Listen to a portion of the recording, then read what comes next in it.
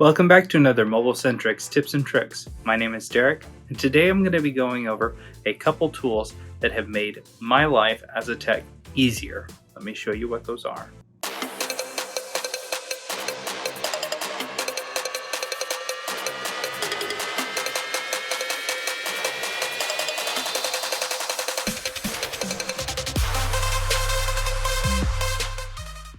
The first one is this 180-in-1 of high precision screwdriver set.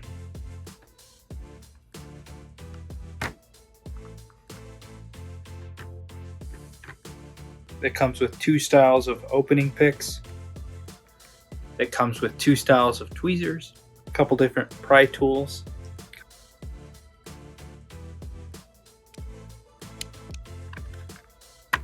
and every single screwdriver bit that you could possibly want.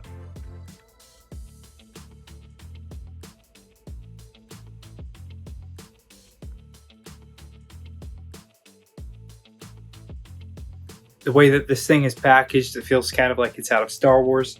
The way that it closes up has this kind of futuristic type of feel. But to have all of that in such a small container, to be able to take this on the go to do repairs wherever you need to, or just to have your entire set in an enclosed space like this that takes up little room on the desk. This tool set is turning out to be one of my favorites.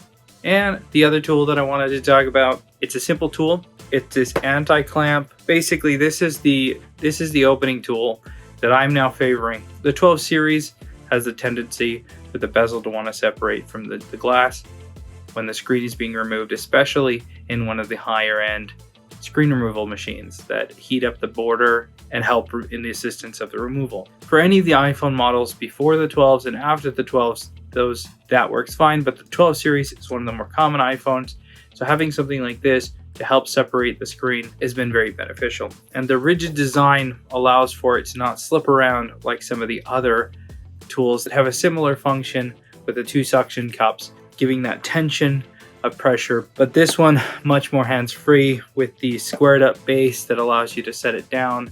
Things will balance, it's not going to slide around.